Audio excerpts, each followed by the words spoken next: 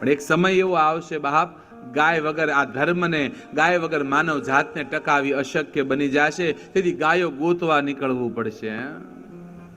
તેથી ગાયો ગોતવા નીકળવું પડશે.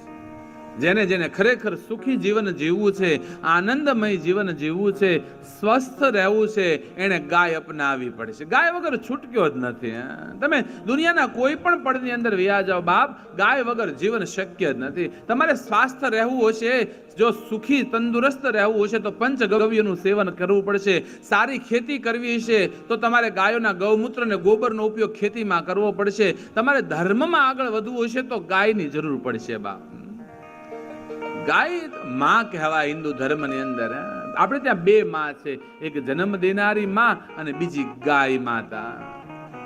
ફેર એટલો છે કે આપણો જન્મ થાય ને ત્યારે આપણી જન્મ દેનારી માં આપણને દૂધ પાય છે, અને જ્યારે જન્મ દેનારી માનું દૂધ ન હોય ને ત્યારે આપણને ગાયનું દૂધ પાવામાં આવે. બાળકનો જન્મ થાય, જો માને દૂધ ના આવ્યું હોય તો ગાયનું દૂધ એને પાવામાં આવે. પણ ફેર એટલો છે કે ઓલી માં જન્મ દીધા પછી છેક સુધી હારે નથી રહેતી, જ્યારે ગૌ માતા છેક સુધી હારે રહે. આપણું મૃત્યુ થાય ને, જ્યારે દેહ છૂટે ને ત્યારે ગાય માતા પોતાનો ખોળો આપે, ગાયના છાણની ગાર કરી પછી શબને ઉપર સુવરાવવામાં આવે.